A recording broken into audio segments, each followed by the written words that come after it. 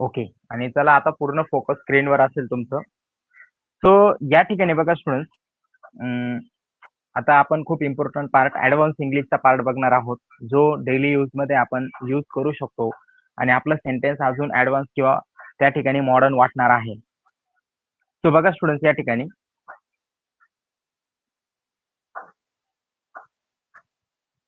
आता पहिला शब्द आहे आपला आयदर ऑर. बरोबर, त्याच्या बघा आपण आयदर ऑरला कशा पद्धतीने वापरू शकतो ते आपण बघतो इथं.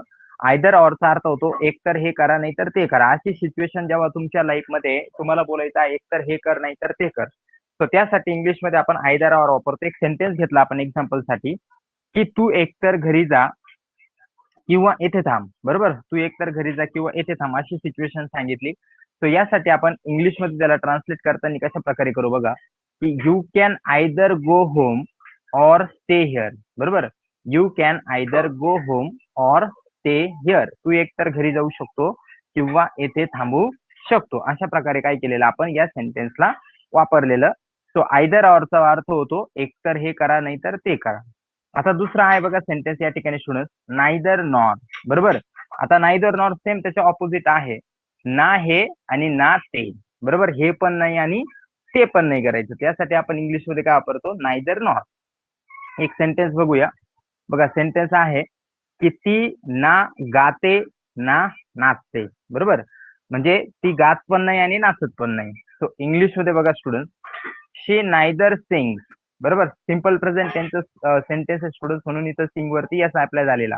शी नायदर सिंग नॉर डान्सेस. बरोबर, बघा she neither sing nor dances म्हणजे काय, का ती ना नाचते ना गाते. बरोबर, सो जेव्हा तुम्हाला असं म्हणायचं आहे हे पण नाही आणि ते पण नाही, तेव्हा तुम्ही नायदर नॉरचा वापर करणार. अजून एक एक्झाम्पल बघू, ती ना मोबाईल बघते ना टीव्ही. ओके, सो कसं वापरणार तुम्ही, she neither watches TV nor mobile. ती चहा पण पित नाही आणि कॉफी पण नाही.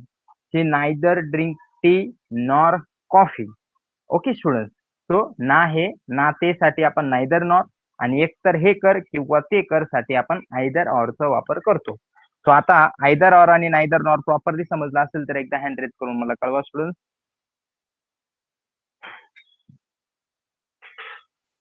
Okay, very good. चलो ठीक आहे, नेक्स्ट.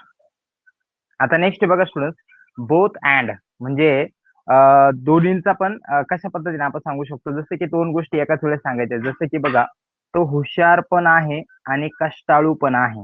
बरोबर, किंवा तो हुशार आहे आणि कष्टाळू पण आहे. बरोबर, आता इथं आपल्याला इंग्लिश मध्ये बघा कसं सांगू आपण, ही इज. बरोबर, he is both smart and hard working. Okay, he is both smart and hard working. जेव्हा आपल्याला कोणाबद्दल दोन गोष्टी सांगायच्या असतात तेव्हा आपण काय करतो, अशा प्रकारचे सेंटेन्स वापरतो. तो हुशार पण आहे आणि कष्टाळू पण आहे. ओके, तर अशासाठी आपण जे आहे बोथ अँडचा वापर करतो. दुसरं सेंटेन्स आहे बघा स्टुडंट या ठिकाणी, आता आपण नॉट ओनली बट ऑल्सोचा वापर करूया. हे खूप इम्पॉर्टंट आणि खूपच छान आहे. नॉट ओनली बट ऑल्सो आपल्या डेली लाईफ मध्ये युज करण्यासाठी. Put down your hand. आता नॉट ओनली बट ऑल्सोचा काय अर्थ होतो बघा स्टुडंट, हेच नाही तर ते सुद्धा. बरोबर, आपण म्हणतो ना student, not only but also म्हणजे हेच नाही तर ते सुद्धा. ओके, तर अशा पद्धतीचं सेंटेन्स आपण एक सेंटेन्स बघूया. मी फक्त शिकवतो असं नाही तर शिकतो पण. बरोबर, बघा मी फक्त शिकवतो असं नाही तर शिकतो पण. ओके, सो या सेंटेन्स साठी आपण इंग्लिश मध्ये याला कसं करूया, आय नॉट ओनली टीच.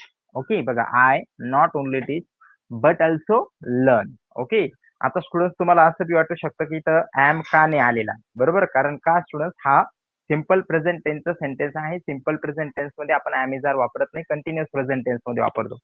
तुम्हाला सांगायचं आहे मी मी फक्त शिकवत नाही, I not only teach but also learn, तर मी शिकतो पण. अशा प्रकारे आपण काय केलेलं स्टुडंट, नॉट ओनली बट ऑल्सोला वापरलेलं. आता नेक्स्ट आहे बघा, वेदर ऑर. बरोबर, आता जेव्हा का किंवा का आणि ची सिच्युएशन असते एकाच वाक्यामध्ये तेव्हा आपण काय करतो, वेदर ऑरला वापरतो. जसं की बघा, तो येईल का नाही मला माहित नाही. बरोबर, बघा तो येईल का नाही मला माहित नाही. ओके, इंग्लिश मध्ये बघा, I don't know weather he will come और नॉट. बरोबर. आलं का स्टुडंट तुमच्या लक्षात आहे बघा, तो येईल का नाही. बरोबर. तो येईल एक झालं किंवा नाही दुसरं झालं. एक तर येऊ शकतो नाही तर नाही येऊ शकत. तो येईल का नाही मला माहित नाही. तर इंग्लिश मध्ये असं काकीची सिच्युएशन असेल तर त्यासाठी आपण वेदर ऑर वापरतो. इंग्लिश मध्ये कसं झालं बघा सेंटेन्स, आय डोंट नो मला माहित नाही वेदर ही विल कम तो येईल ऑर नॉट का नाही. तर अशा प्रकारे आपण काय केलेलं स्टुडंट वेदर ऑरचा वापर केलेला. सो पुन्हा एकदा स्टुडंट फास्ट मध्ये बघा, आयदर ऑर एक तर हे किंवा ते. बरोबर. Either you drink tea or coffee हे सेंटेन्स बघितलं. नायदर नॉर म्हणजे ना हे ना ते. She neither drink tea nor coffee. बरोबर. ती कॉफी पण पित नाही चहा पण पित नाही. Both and. बरोबर. आता समजा असं म्हणायचं आहे की ते सिंगर पण आहे आणि डान्सर पण आहे. तो कसं म्हणणार, she is both singer and dancer. Okay. Not only but also, मी फक्त टीचर नाही तर स्टुडंट पण आहे. I am not only a teacher but also a student. Okay. Whether or. हा, वेदर ऑरचं सेंटेन्स आपण बघितलं, तो येईल का नाही मला माहित नाही. I don't know whether he will come or not. So student तुम्हाला हे 5 टॉपिक प्रॉपरली समजले असतील तर हात वरती करून मला कळवा फास्ट मध्ये.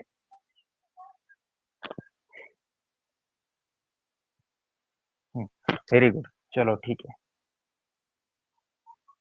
आता नेक्स्ट बघा स्टुडंट, एबल टू चा वापर आणि अनेबल टू चा वापर आपण बघूया. आता एबल टू चा अर्थ काय होतो बघा, सक्षम असणे किंवा एखादी गोष्ट शक्य असणे. अनेबल टू म्हणजे सक्षम नसणे किंवा शक्य नसणे. आता इथं सेंटेन्स मध्ये बघूया, एबल टू सक्षम असणे किंवा एखादी गोष्ट शक्य असणे. I am able to finish this work. मी आज हे काम संपवू शकतो किंवा मी आज हे काम संपवण्यामध्ये सक्षम आहे. आता बघा स्टुडंट, या सेंटेन्सला काय केलेलं आपण, आय एम म्हणजे सब्जेक्ट आणि हेल्पिंग वर्बला वापरून घेतलेलं आणि त्यानंतर एबल टू चा वापर केला आपण. बरोबर. त्यानंतर काय केलं, एबल टू चा. किंवा ध्यानात ठेवण्याची ट्रिक, हेल्पिंग वर्बच्या नंतर किंवा मेन व्हर्बच्या अगोदर. बरोबर. So I am able to, I am able to finish his work. तर या ठिकाणी काय केलं आपण, हेल्पिंग व्हर्बच्या लगेच नंतर एबल टू ला वापरलं आणि सेंटेन्स तयार झालं, I am able to finish this work म्हणजे मी आज हे काम संपवू शकतो. दुसरा सेंटेन्स स्टुडंट, अनेबल टू म्हणजे सक्षम नसणे किंवा एखादी गोष्ट शक्य नसणे. I am unable to finish this work. मी आज हे काम संपवू शकत नाही.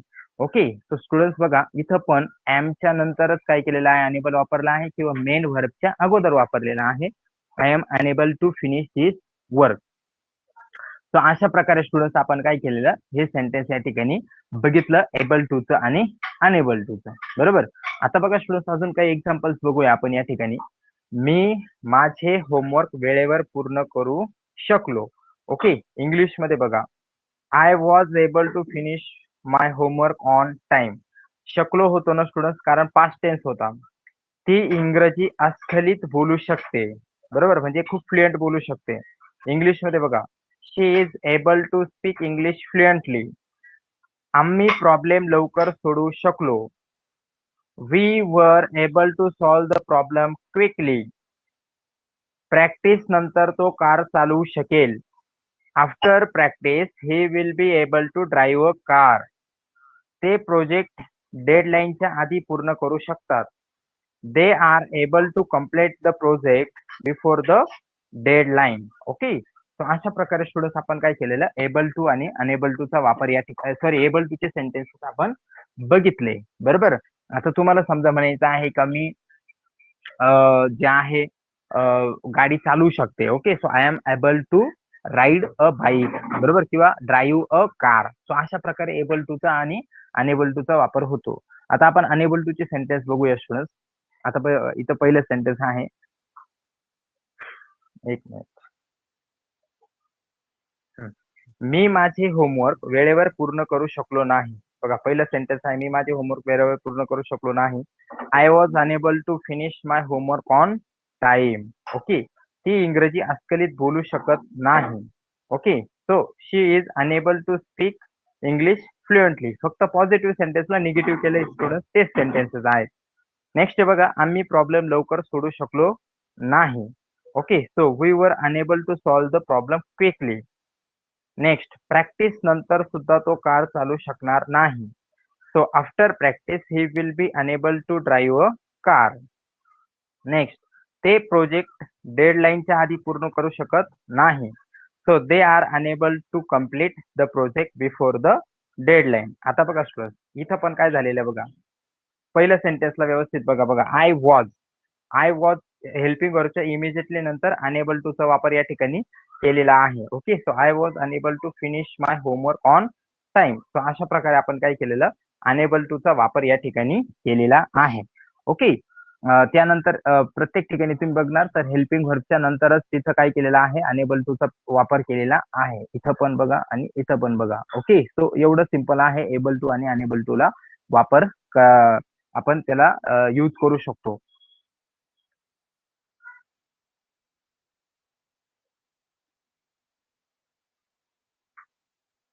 आता बघा स्टुडंट, नेक्स्ट आहे as soon as.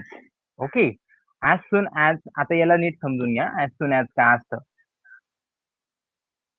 As soon as student या ठिकाणी त्याचे 3 अर्थ होतात. पहिला अर्थ होतो ताच, बरोबर, आणि जसा तसा. बरोबर. आता हा ताच जो आहे ना, याचा काय अर्थ होतो तो नीट समजून घ्या बघा.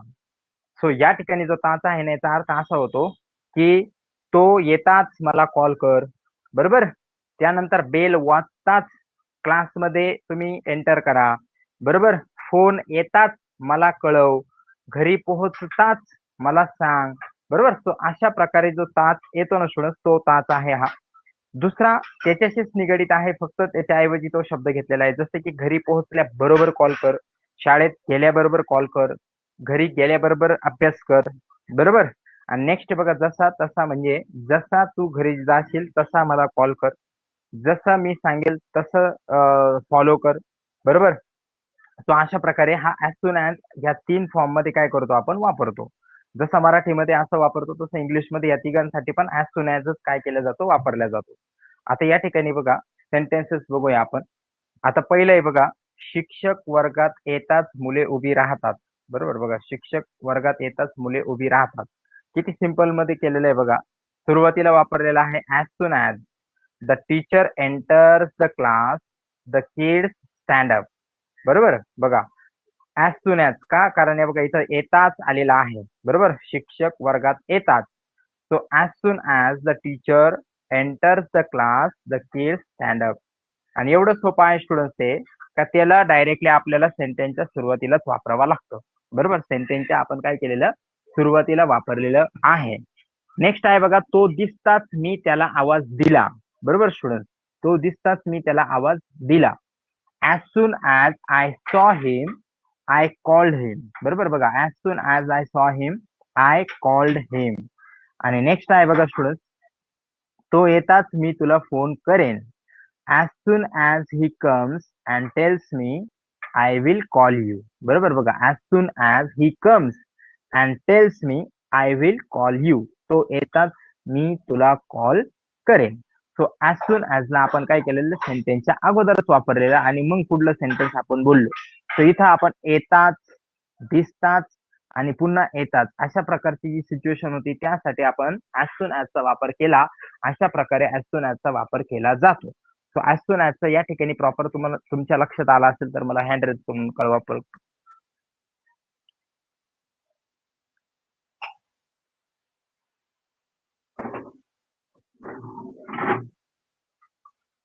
बरोबर.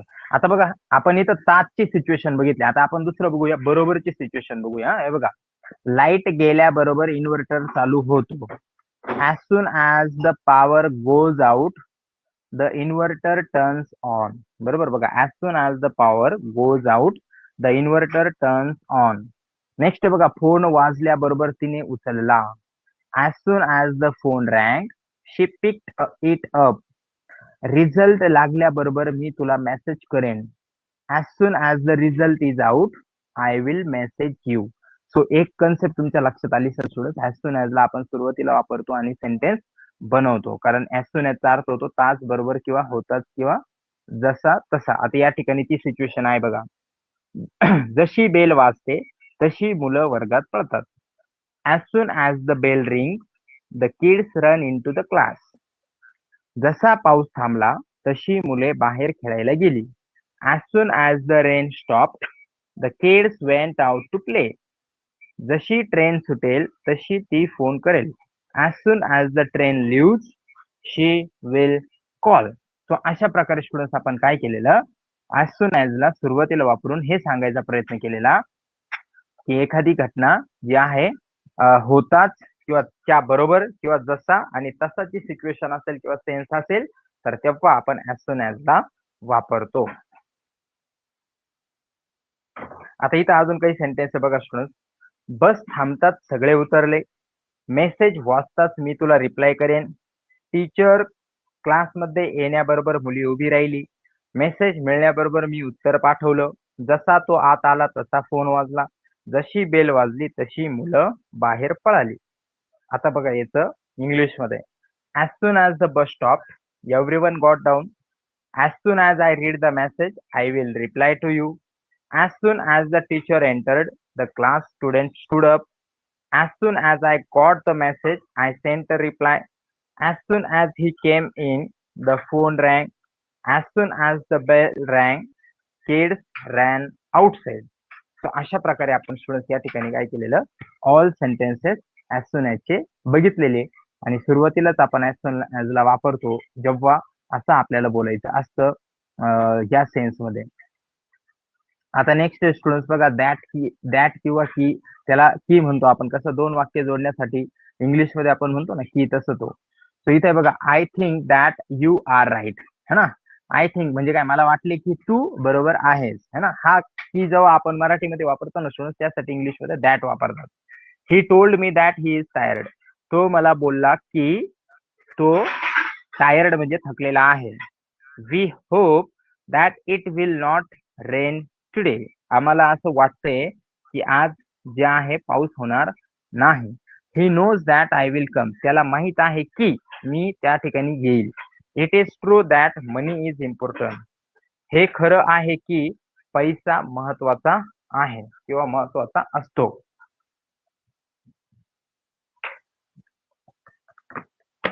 आता नेक्स्ट बघा स्टुडंट्स, मला वाटलं की तू बरोबर आहेस. त्याने मला सांगितलं की तो दमला आहे. आम्हाला आशा आहे की आज पाऊस पडणार नाही. त्याला माहित आहे की मी येईल. हे खरं आहे की पैसा महत्वाचा आहे. या सेंटेन्सेसला आपण इंग्लिशमध्ये या ठिकाणी काय केलेलं बघितलेलं आहे स्टुडंट. ओके.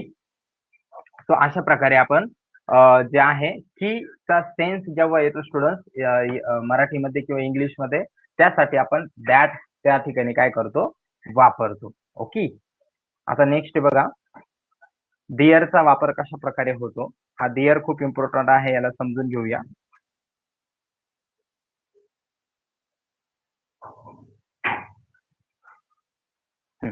आता बघा स्टुडंट, काही कन्सेप्ट आहेत या ठिकाणी.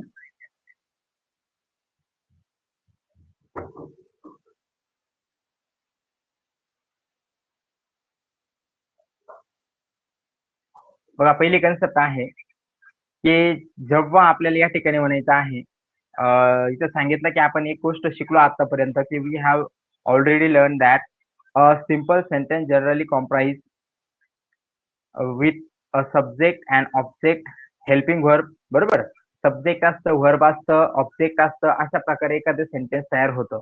पण काय सांगितलं त्यांनी, if either subject or object is missing then there is to be use in place. इथं सांगितलं की जर त्या सेंटेन्स मध्ये सब्जेक्टच नसेल तर त्याच्या जागीच आपण काय वापरतो, देअरला वापरतो. Okay. Most of the time आपण वापरतो बघा student, there are a student, म्हणजे तेथे मुलं आहेत. Okay. No one is there, तेथे कोणी नाहीये. ओके. अशा फॉर्म साठी आपण याचा वापर कशा पद्धतीने करतो ते बघूया. कन्सेप्ट 1 मध्ये दिलंय बघा, सांगितलं की तेथे एक झाड आहे. इंग्लिशमध्ये नॉर्मली कसं वापरू आपण, a tree is there. Okay. A tree is there. एक साठी आपण इथं बघा अ वापरला. A tree is there simple आहे. तेथे कोणी आहे, समवन इज देअर. ओके. मी तेथे गेलो, आय वेंट देअर. तेथे दोन झाडे आहेत, two trees are there. Okay. अशा प्रकारे आपण काय केलेलं आहे, सिंपल आपण वापरतो, हे आपल्याला येतं. पण थोडंसं ऍडव्हान्स मध्ये जाऊया याच्या आपण. इथं सांगितलं बघा, एक पुस्तक होते, बरोबर, एक पुस्तक होते, तर आपण काय वापरू? इथं काय सांगितलं बघा, इथं सब्जेक्ट काय आहे? एक पुस्तक, बरोबर, ते सुरुवातीला आलेलं आहे. आणि याच्यामध्ये ऑब्जेक्ट काय आहे? तर काहीच नाहीये, ऑब्जेक्ट मिस झालेला आहे, या सेंटेन्स मध्ये ऑब्जेक्टच नाहीये, बरोबर. Therefore we will use there in place of object, अशा सेंटेन्स मध्ये आपण काय करतो? ऑब्जेक्टच्या जागी देअर वापरतो. तर कसं सेंटेन्स होईल या ठिकाणी बघा, की एक पुस्तक होते, तर आपण कसं म्हणू? अ बुक वॉज देअर, बरोबर, अ बुक वॉज देअर. का स्टुडंट्स असं झालं? सिंपल करून सांगतो बघा. एक पुस्तक होते, एक साठी आपण इथं काय वापरला? अ वापरला. पुस्तक साठी आपण काय वापरला? बुक वापरला. होते साठी आपण काय वापरला? वॉज वापरला. आता सेंटेन्स काय झालं? अ बुक वॉज, बरोबर, अ बुक वॉज. पण आपल्याला त्या ठिकाणी काय करावं लागेल? जेव्हा असे सेंटेन्स असतील, जेव्हा ऑब्जेक्ट आपल्याला वाटेल का मिस आहे, त्याच्या जागी आपण काय करतो अप्लाय स्टुडंट? तर देअर अप्लाय करतो. तर अशा प्रकारे आपण या ठिकाणी काय अप्लाय केलेला? देअर अप्लाय केलेला. तर सेंटेन्स कसं झालं बघा, a book was there. Okay, काय झालं sentence plus? A book was there. आता दुसरं आहे, यालाच आपण आपल्या सिंपल मध्ये कसं बोलू शकतो? Moreover we can put there in the subject position and the subject in the object position, swap them, म्हणजे एक यांना चेंज करू शकतो. जसं की अ बुक वॉज देअर म्हणा किंवा देअर वॉज अ बुक म्हणा, दोघं पण चालेल, no problem. Okay, a book was there किंवा देअर वॉज अ बुक. अशा प्रकारे स्टुडंट्स आपण काय करतो? देअरचा वापर करतो जेव्हा ऑब्जेक्ट किंवा सब्जेक्ट काय असेल त्यामध्ये मिस आउट असेल. ओके, तर अशा प्रकारे आपण देअरचा वापर या ठिकाणी बघितला. आता या ठिकाणी बघा, एक झाड आहे, देअर इज अ ट्री, अनेक फुले आहेत, there are many flowers, there was a clock, there are some children, there was a car, there are two doors, there were many stars, there is a story, there are three questions, there was a sound. तर अशा प्रकारे आपण हे बघितलं. आता बघा, काही quiz आहे यामध्ये आणि त्याचे क्वेश्चन्स काय बघा. तिथे एक शाळा आहे, तिथे कोणी गायलं, आम्ही तिथे गाणं गायलं, तिथे 6 झाडे आहेत, इथे उजेड आहे, इथे माझी चावी होती. इंग्लिश मध्ये बघा, a school is there, someone sang there, we sang a song there, 6 trees are there, there is a light, sorry, there is light, sorry इथं काय होतं? इथे उजेड आहे. हां. There is a light, sorry, there is light एवढं येईल. Here नाही येणार या ठिकाणी. आणि नेक्स्ट स्टुडंट्स लास्ट, माय की वॉज हिअर. ओके, माय की वॉज हिअर म्हणजे माझी चावी या ठिकाणी होती. ओके. सो देअरच्या नंतर आता या ठिकाणी आपण काय बघणार आहे स्टुडंट्स? अपॉस्ट्रॉफला बघणार आहे. अपॉस्ट्रॉफ कसा यूज होतो? आपण सुरुवातीलाच बघितलं होतं बघा स्टुडंट्स अपॉस्ट्रॉफ, तुमच्या जर लक्षात येत असेल तर. आता आपण त्याला थोडं डीपली बघणार आहोत. या अपॉस्ट्रॉफला कसं वापरतो आपण? बघा, we use apostrophe S to show possession example. आता बघा, पोझेशन सांगण्यासाठी आपण त्याचा वापर करतो. जसं की बघा, समीर पेन, बरोबर, म्हणजे काय?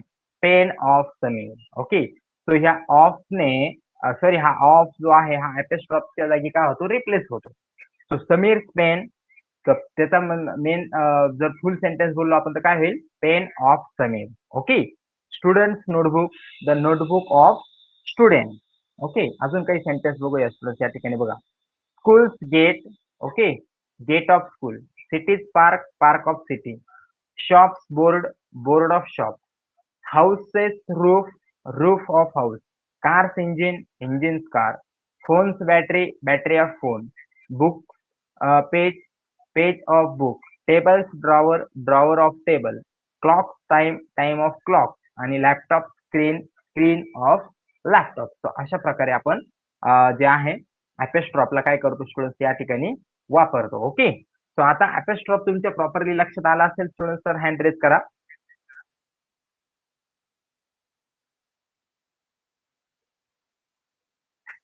बरोबर. आता बघा, हा लेट खूप इम्पॉर्टंट आहे, यालाच नीट समजून घ्या.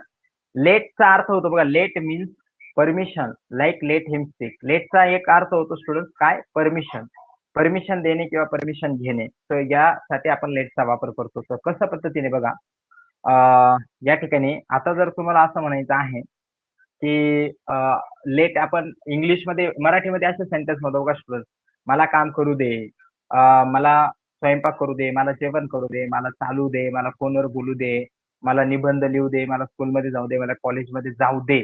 तर असा जो देचा सेन्स येतो ना स्टुडंट शेवटी, त्यासाठी आपण काय वापरतो? लेटचा वापर करतो. ओके. आता इथं काही सेंटेन्स बघा.